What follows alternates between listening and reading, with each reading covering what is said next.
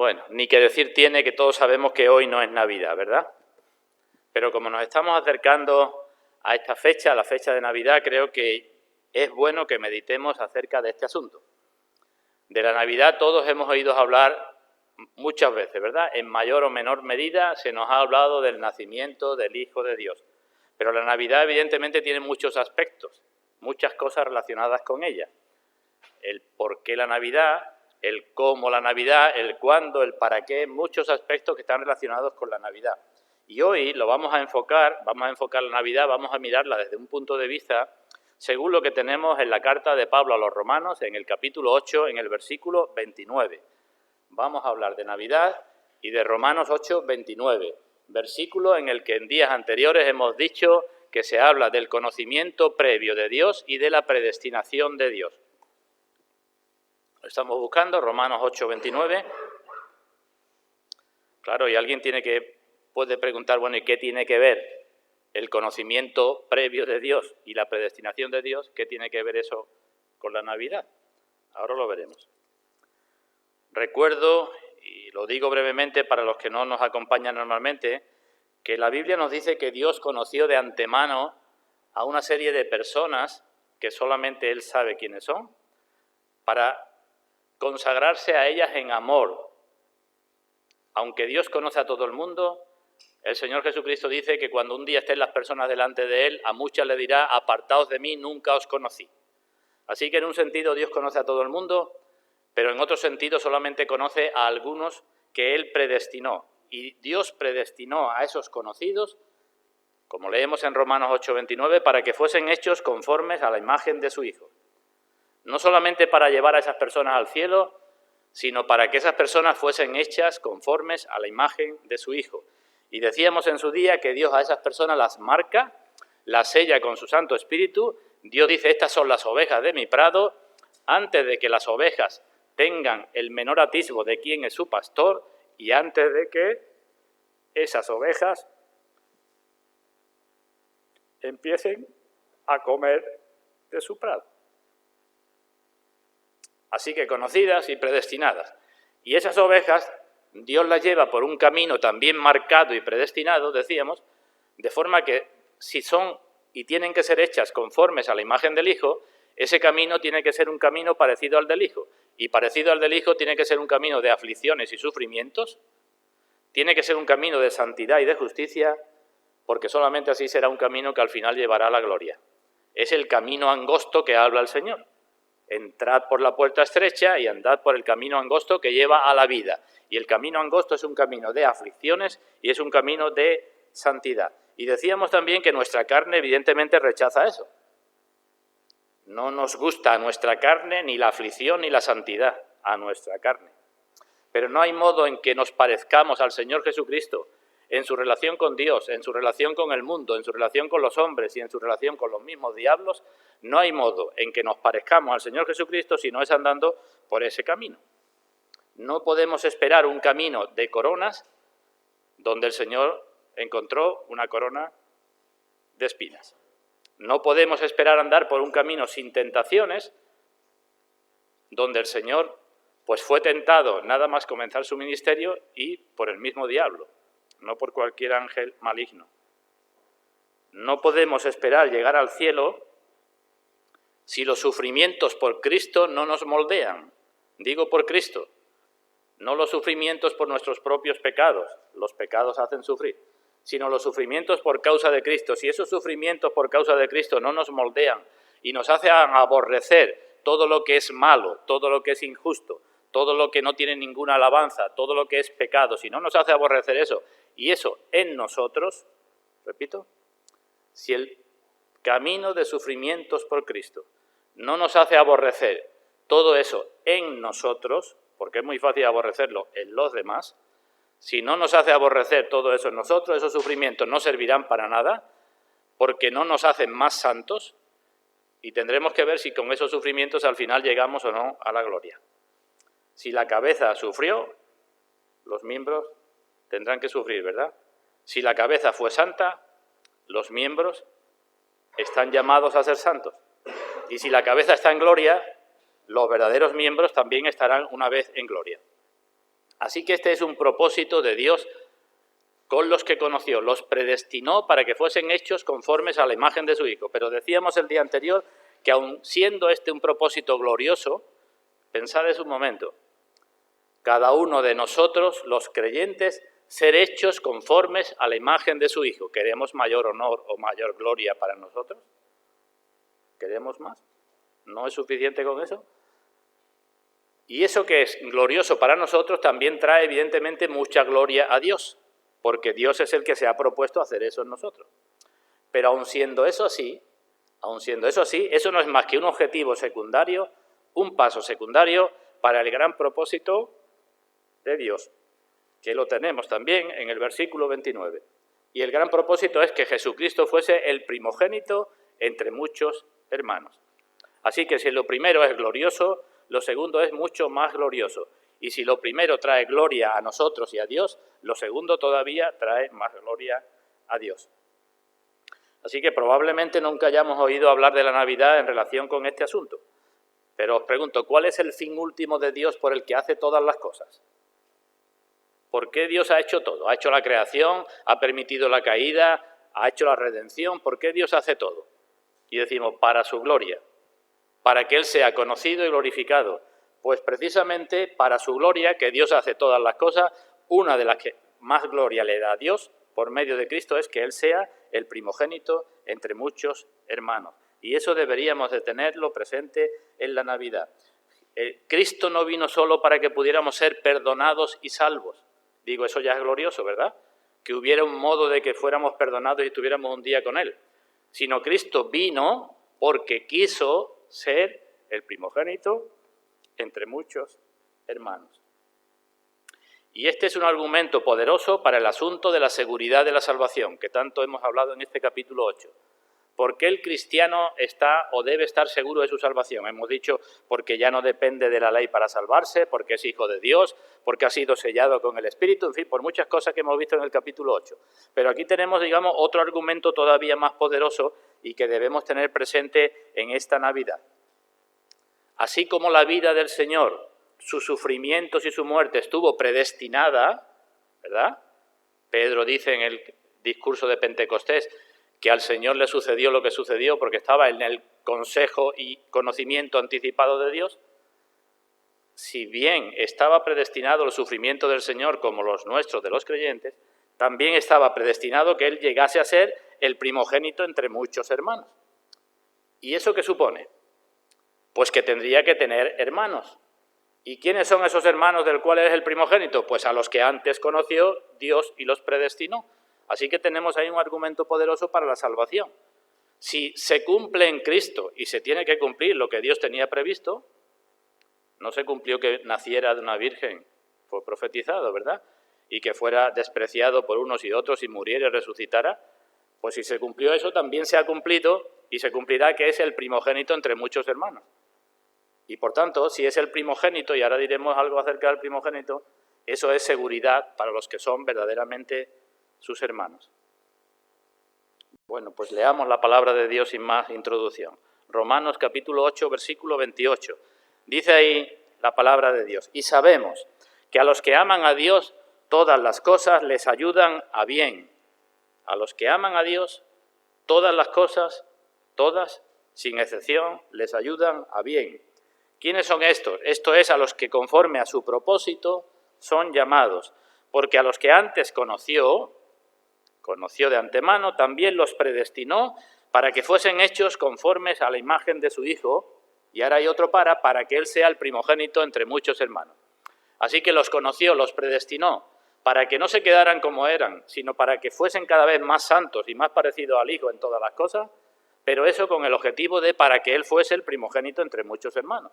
Porque si no serían unos hermanos que no se parecerían nada al primogénito. ¿Entendéis esto, verdad? Hay hermanos que difieren muchos unos de otros, pero en definitiva todos tendrán algún gen de su padre o de su madre. Pues el objetivo es para que Él fuera el primogénito entre muchos hermanos. Y sigue diciendo, y a los que predestinó, a estos también llamó. Y a los que llamó, a estos también justificó. Y a los que justificó, a estos también glorificó. Vamos a pedir la bendición de Dios en la proclamación de su palabra. Vamos a orar. Padre nuestro, te damos gracias una vez más porque en esta mañana nos permites estar en tu presencia. Y te damos gracias por la revelación que tú nos has dejado en tu palabra y nos vas mostrando poco a poco conforme a tus propósitos y conforme tu Santo Espíritu nos guía a ella. En esta mañana una vez más hablamos de tu Hijo, de su obra por nosotros y también de nosotros y de tus planes. Y necesitamos, Padre, puesto que estamos reunidos personas de todas las condiciones, edades y conocimientos con respecto a tu palabra, necesitamos que tu Santo Espíritu haga aquello que solo tú puedes hacer. Hablar a los corazones de todos los presentes. Y si es tu voluntad, Padre, que tú derrames tu gracia y tu misericordia en todos, porque todos de una forma o de otra la necesitamos. Lo pedimos en el nombre de nuestro Señor Jesucristo. Amén. Bueno, pues fijémonos un momento. En esos 3 versículos que hemos leído, el centro es el Señor Jesucristo. Al final del versículo 29 dice, para que Él sea el primogénito entre muchos hermanos. Y para que Él sea el primogénito, pues esos hermanos fueron antes conocidos, fueron antes predestinados, fueron antes llamados. Las cosas son para el bien de esos hermanos, porque Cristo tenía que ser el primogénito, y fueron justificados y serán glorificados. Así que el centro, Cristo, el primogénito entre muchos hermanos. ¿Y qué significa esto del primogénito? Bueno, pues lo que conocéis la Escritura sabréis que se habla mucho del primogénito en la Biblia. Y del primogénito se habla en la Biblia porque era de los hijos varones el primer hijo varón que tenía, digamos, derechos especiales. Le tocaba una doble porción en la herencia entre los hermanos y cuando faltaba el padre, por cualquier causa, por muerte o por desplazamiento, el primogénito era el señor de la casa, el rey de la casa, el sacerdote de la casa. Ese era el primogénito. Y esa palabra primogénito en la Escritura se utiliza muchas veces en relación con los creyentes. Cuando Dios envió a Moisés a que sacara a su pueblo de Egipto, le dijo, anda, ve y habla con Faraón, y le dice, deja salir a Israel, que Israel es mi primogénito. Dios habla así de lo suyo. Y cuando vamos al libro de Hebreos, se nos dice que nos acercamos los creyentes a los espíritus de los primogénitos cuyos nombres están escritos en los cielos. Así que la palabra primogénito, con este sentido, digamos, de título, de derecho, de facultades, se aplica en la Escritura muchas veces a los creyentes, como cuando se nos dice, como hemos leído hace un momento, que Cristo nos ha hecho reyes y sacerdotes para Dios su Padre. Es lo mismo que estoy diciendo, primogénito, porque el primogénito en su casa era el rey y era el sacerdote, cuando faltaba el Padre. Así que reyes y sacerdotes, lo mismo que primogénito. Y el primogénito, pues como dice el Señor en Mateo capítulo 25, tiene derecho a heredar el reino de su Padre. Venid, benditos de mi Padre, heredad el reino preparado para vosotros, mis primogénitos, mis ovejas, desde antes de la fundación del mundo. Pues bien, así que primogénito para los creyentes, pero se utiliza también esta palabra primogénito para el Señor Jesucristo, como acabamos de leer aquí, para que Él sea el primogénito entre muchos hermanos. Hay otros pasajes, me vais a acompañar, en la carta a los Colosenses, por ejemplo, que también se designa así, de esa forma, a Cristo. En Colosenses capítulo 1, versículo 15, pero digo, se designa así y ya tenemos que tener presente qué quiere decir la Biblia cuando habla de primogénito. Colosenses capítulo 1, versículo 15, hablando del Señor, dice, Él es la imagen del Dios invisible, lo mismo que tenemos en Hebreos, el primogénito de toda creación. Hago aquí un paréntesis. Los mal llamados testigos cristianos de Jehová se agarran a esta palabra para decir que Cristo fue el primer ser creado. Y no tienen en cuenta que la palabra primogénito no siempre está haciendo referencia al primer ser creado, sino al que tiene derecho sobre, y aquí dice que Cristo es el primogénito de toda creación, no el primer ser creado de la creación. Y en el versículo 18 vuelve a decir, y Él es la cabeza del cuerpo, que es la Iglesia, Él que es el principio, el primogénito de entre los muertos, para que en todo tenga la preeminencia. para que en todo tenga la preeminencia. Así que Cristo fue predestinado, según Romanos, para que fuese el primogénito para ser cabeza de la Iglesia, para ser el primogénito en gloria. Y así como fueron predestinados sus sufrimientos, en el libro del profeta Isaías se nos dice que pondría su vida en expiación por el pecado, sus sufrimientos predestinados. También se dice en el libro del profeta Isaías que vería el fruto de la aflicción de su alma y quedaría satisfecho.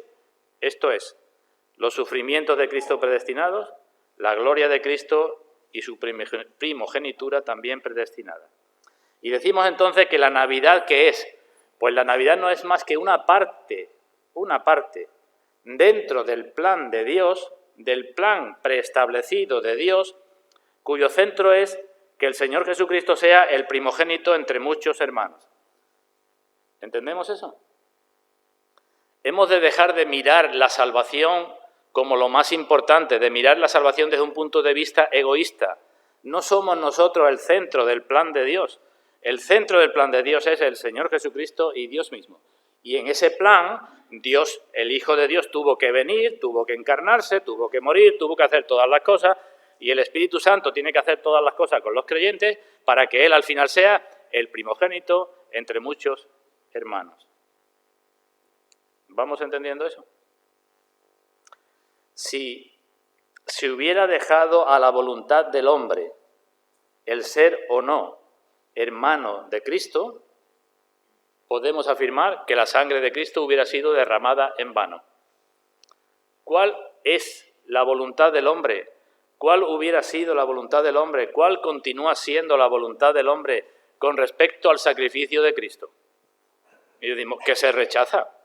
Así que si hubiera dependido de que Cristo hace la obra, como dicen algunos, y ahora el hombre decide si creo o no creo, la acepto o no la acepto, pues hubiera sido un primogénito sin hermanos. Hubiera sido un príncipe sin súbditos. Hubiera sido una cabeza sin miembros. Hubiera sido un esposo sin esposa. No tendría mucho sentido que Dios enviara a su Hijo para expiar los pecados de muchos y se dejara a esos muchos la elección de que lo admitiera o no lo admitiera. Dios tenía un pueblo conocido de antemano, predestinado de antemano, un pueblo que le dijo al Hijo, yo te voy a dar este pueblo, un pueblo que el Hijo dijo, yo voy a morir por este pueblo, un pueblo que el Espíritu Santo dice, yo voy a sellar este pueblo ya es mío y nadie lo arrebatará de mi mano. Primogénito entre muchos hermanos. Y para que nadie se engañe a sí mismo, el Señor Jesucristo dijo en una ocasión quiénes eran esos hermanos. No los dijo con nombre y apellidos, pero en una ocasión el Señor dijo, estos son mi hermano y mi hermana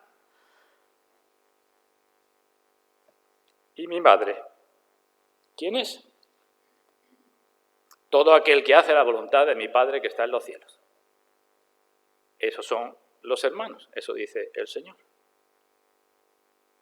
Y esos hermanos son muchos. Dice el libro de Apocalipsis que de todo linaje, pueblo, lengua y nación. Y que serán tantos, una multitud que nadie puede contar. Y no quiero insistir en lo que dije el día anterior. Aquí hay cosas que se escapan de nuestro alcance, de nuestra comprensión. Hay una predestinación para salvación, pero del mismo modo la Escritura dice que no hay una predestinación para condenación. Y no puedo razonar más eso. La Escritura se entiende con la Escritura y podemos llegar hasta donde la Escritura dice. Y la Escritura deja muy claro que Dios dice, no quiero yo la muerte del impío, sino que se vuelva de su camino y viva. No es el propósito de Dios predestinar a personas para condenación, aunque es el propósito de Dios predestinar a personas para salvación. Lo último depende de Dios, lo primero depende de la propia persona. Y no puedo ir más allá ni debemos intentar ir más allá. Ahora bien, entender la predestinación, no solamente para los creyentes, sino también para el Señor Jesucristo, como he dicho antes, eso trae mucha gloria a Dios. Desde el principio hasta el final, la salvación es de Dios y nuestra salvación es algo secundario. Todo es de Dios y para la gloria de Dios. Todo es para la gloria del Señor Jesucristo. Incluso más, dice la Escritura, que llegará un día cuando todas las cosas le sean sujetas, que Él también se sujetará al que le sujetó todas las cosas. Así que la Navidad era necesaria, ¿por qué? Repito, ¿cuál es el centro? Que Cristo fuera el primogénito entre muchos hermanos. Eso, si queréis, meditarlo en casa y darle vueltas a ese asunto, que no se agota fácilmente. La Navidad era necesaria porque si no era imposible que Cristo fuera el primogénito entre muchos hermanos. Lo digo de otra manera para que me entendáis. Imaginemos, imaginemos. En la eternidad, el Padre, el Hijo y el Espíritu Santo. Y el Hijo, como dice cualquier hijo, se dirige al Padre. Estoy hablando, intento no hablar de forma irreverente, pero para que me entendáis. El Hijo dice al Padre, Padre, no quiero estar solo.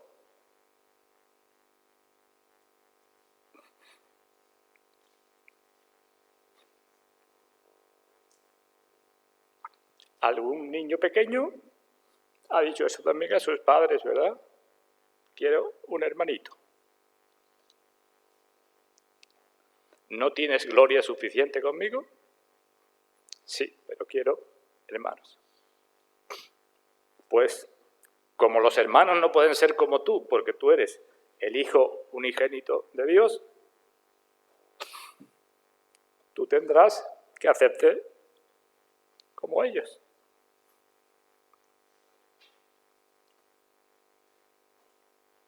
Por eso la Navidad. Para que nosotros pudiésemos ser los hermanos del Señor, Él primero tuvo que hacerse hermano nuestro, porque si no, no había forma de que fuésemos hermanos del Señor. Y por eso la Navidad, y por eso en semejanza de carne de pecado, y por eso todas las cosas.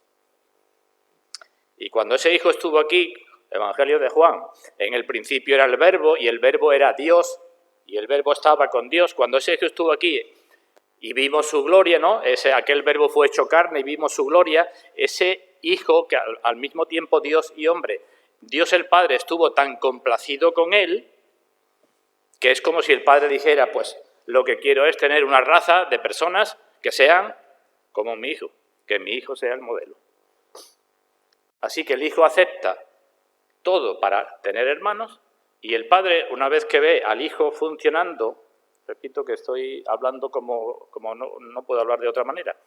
Dios dice, estas son las clases de personas que yo quiero tener como hijos míos también. Cristo es el modelo, es el primogénito, y los demás son sus hermanos. Así que por eso era necesaria la Navidad. Y cuando el Señor Jesucristo le dice en el Evangelio de Juan al Padre, Padre, glorifica a tu Hijo para que tu Hijo te glorifique también a ti. ¿Qué está diciendo? Entre otras cosas está diciendo, la forma de glorificarme a mí, a tu Hijo, es que yo sea el primogénito entre muchos hermanos. Esa es la mayor gloria que yo puedo tener. Y entonces, con esa gloria, yo te glorifico a ti. Así que el primogénito implica que el Señor es el primero en un nuevo orden de seres creados. Eso significa el primogénito. El primero en un nuevo orden de seres creados. Y así como el Señor está exaltado sobre todas las cosas y está cercano a Dios, pues sus hermanos de la misma manera. Es decir, el nuevo orden de seres creados son un grupo de personas que están donde está la cabeza, que participan de los derechos de la cabeza y de todas las cosas de la cabeza. Un nuevo orden de seres humanos con los cuales Cristo se puede relacionar más que con los ángeles. ¿Quiénes son los ángeles? Los siervos de Dios desde toda la eternidad, ¿verdad? Los ángeles, bueno, me refiero. Pues Cristo no podía tener una relación con los ángeles como la que tiene con los creyentes. No es hermano Cristo de los ángeles, es hermano únicamente de los creyentes. Así que los ángeles son servidores de Cristo y servidores de los creyentes, dice la carta a los Hebreos, mientras que los creyentes no son servidores, son hijos de la familia en el reino, en el trono y con todas las cosas del rey. La serpiente dijo a Eva, sabe Dios que el día que comáis de él, de aquel fruto prohibido, serán abiertos vuestros ojos y seréis como Dios, sabiendo el bien y el mal. Esa fue la tentación de la serpiente. Y como siempre, el diablo actúa así, ¿verdad? Con una media verdad y una media mentira. Porque el hombre y la mujer no iban a ser como Dios, pero iban a saber el bien y el mal. Una mentira mezclada. ¿Antes de la caída había personas que conocieran el bien y el mal? No. ¿Había seres creados que conocieran el bien y el mal? Decimos tampoco. Los ángeles buenos conocían el bien y los malos cayeron y no tenían posibilidad más que de estar en lo malo, sin posibilidad de regresar otra vez a lo que es bueno o hacer el bien. Pero por la caída, pues surgieron seres, las personas que conocemos el bien y el mal. Pues esas personas que conocen el bien y el mal, Cristo quiso que amaran también la santidad, como la ama Cristo, que fueran tentadas, que tuvieran una lucha interna. Esos son los hermanos. Así que el Señor quiso ser el primero de una raza, y ahora mira tu vida. Una raza llena de problemas, una raza llena de aflicciones, una raza llena de tentaciones.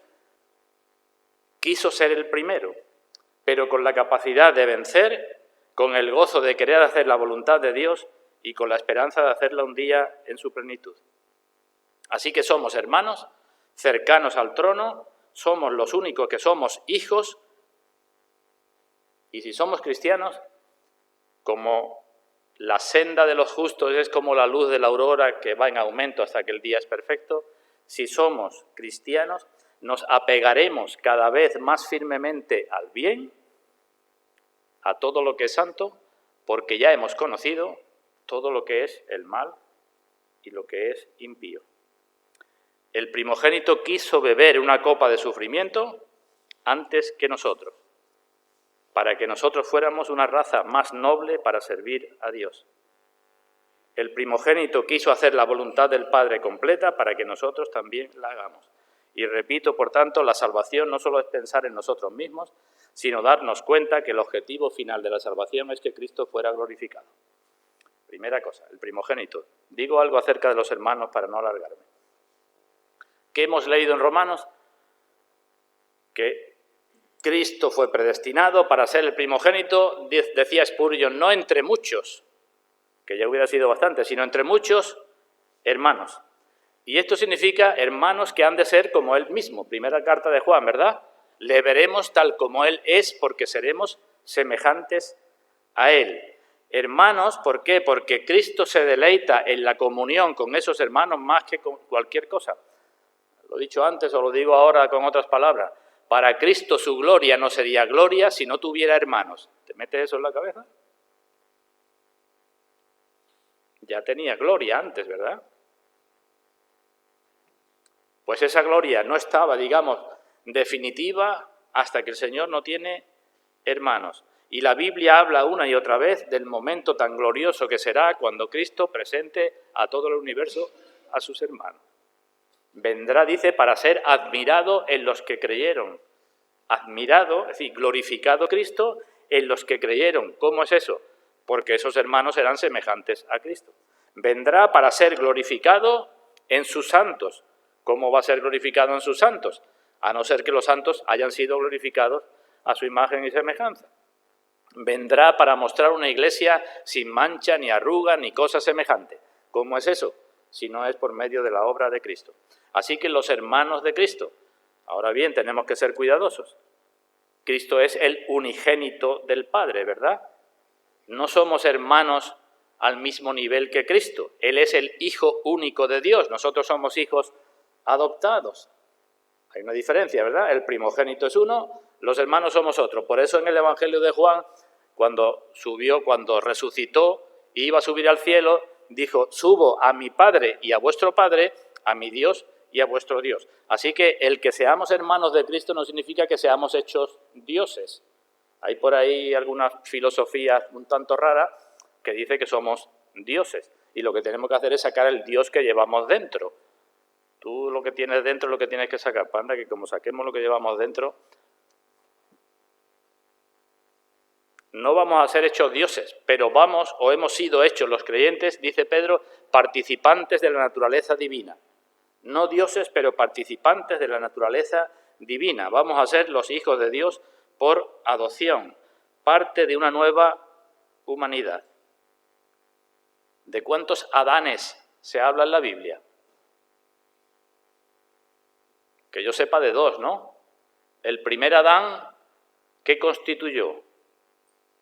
Una raza caída. El segundo Adán, ¿dice la Biblia el segundo?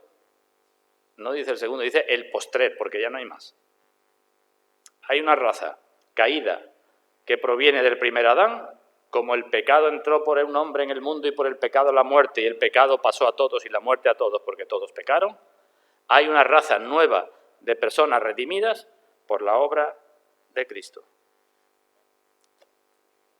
Así que vamos a ser conformados los hermanos al Hijo de Dios, pero al Hijo de Dios porque es también el Hijo del hombre, no en cuanto Hijo de Dios, sino en cuanto Hijo del hombre perfecto. Y ese Hijo de hombre ha tomado la humanidad nuestra, la naturaleza nuestra, glorificada y se la ha llevado al cielo. Y dice la Biblia que Cristo no se avergüenza de llamarnos hermanos.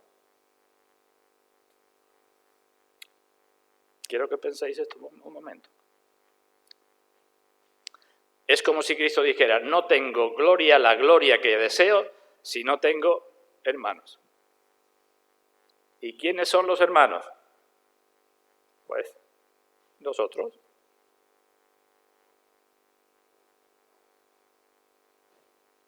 Y Cristo no se avergüenza de llamarse hermano. Y Dios, dice la carta a los Hebreos, no se avergüenza de nosotros, los que somos los hermanos de Cristo. Y dice de nuevo la carta a los Hebreos que llegará un día que Cristo se presentará ante todos y dirá, he aquí yo y los hijos, los hermanos que Dios me dio. Hermanos de Cristo es lo mismo que decir señores de la creación. Y la Navidad es porque Cristo quiso tener a muchos hermanos. Decía antes que el centro de este pasaje es el Señor Jesucristo. Y el versículo 29, si queréis y tenéis abiertos Romanos, comienza con un porque para enfatizar cada una de las cosas que ahí se dice.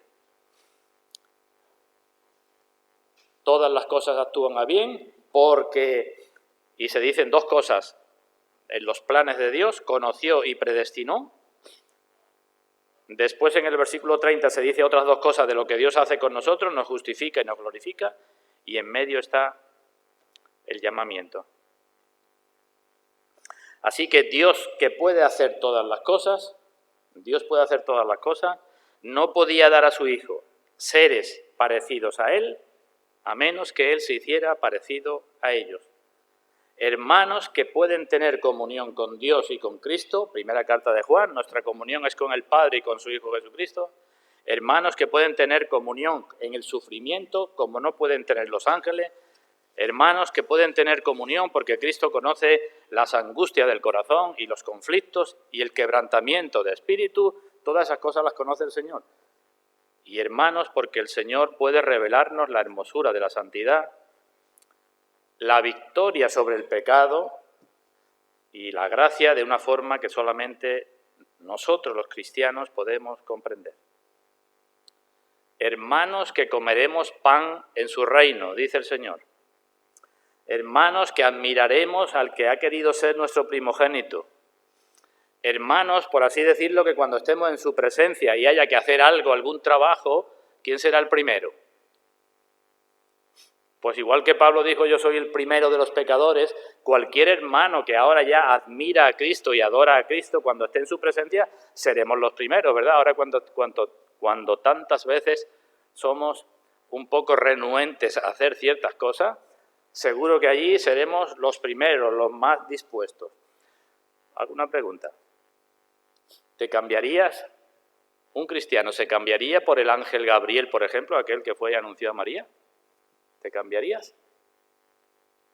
Pues yo digo, no, porque el ángel Gabriel nunca tendrá la comunión con Cristo que puedo tener yo si soy su hermano. Los ángeles son siervos y los creyentes somos hijos y hermanos y herederos. Como decía antes, Dios estaba tan complacido con su Hijo, hecho carne, parecido a sus hermanos, que dijo, esta es la nueva raza de personas que quiero tener. Él fue el modelo para que nosotros fuéramos moldeados a Él. Y todavía hay más que no me voy a detener, porque la Biblia dice que no solamente somos hermanos, sino que somos algo más, ¿verdad? Cuando en el libro de Génesis se habla de Adán y Eva y se dice que dejará el hombre a su padre y a su madre y dejará a su mujer y serán los dos una sola carne, Pablo en la carta a los Efesios coge ese tema y dice, pero esto es un misterio, pero yo digo esto de Cristo y de su iglesia. Así que en un sentido, hermanos, pero en otro sentido, iglesia, en otro sentido, esposa. Pregunto, ¿podía dar Dios más honra a su Hijo que haciéndolo primogénito de una nueva raza de seres humanos, que fuesen sus hermanos y que fuesen modelados a su imagen y semejanza debido a la obra de redención de Cristo?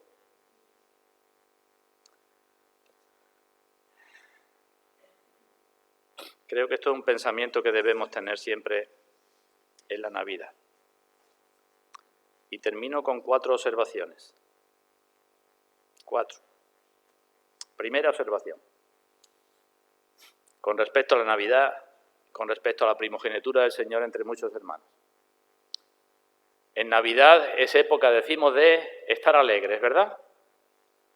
Pero como esta vida, dice la Biblia, es un valle de lágrimas, todos tenemos motivos para estar lamentándonos. Seguro, en todas las Navidades. O hay alguien en la familia, o ha sucedido algo en el trabajo, o me duele el dedo, o me duele la cabeza, o mi padre está así, o mi madre, o el que sea, lo que sea, siempre hay motivos para lamentarnos, ¿verdad?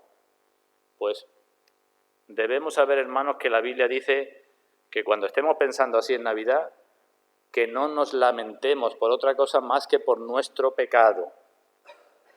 Laméntese el hombre por su pecado. ¿Por qué se lamenta el hombre viviente? ¿Es que Dios aflige o entristece voluntariamente a los hijos de los hombres? Y la respuesta es no. Dios no nos aflige ni nos entristece voluntariamente.